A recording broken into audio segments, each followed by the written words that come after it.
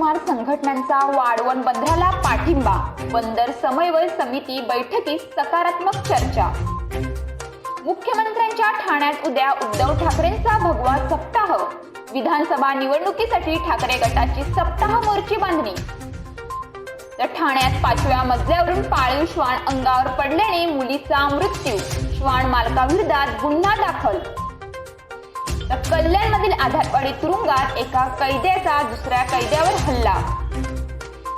कल्याण रेती बंदरमध्ये बेकायदा इमारतीमधील घरांची विक्री करून 10 जणांची फसवणूक। तर घोडबंदर परिसराला होतोय अपुरा पाणी पुरवठा।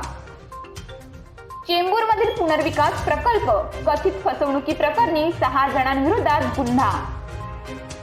पालिकेत अपुरे मनुष्यबळ, सचिव विभागात निम्म्याहून अधिक लिपिक पदे रिक्त। घाटकोपर फलक दुर्घटना, आरोपी भावेश भिडेंची अटक कायदेशीरच, उच्च न्यायालयाने याचिका फेटाळली।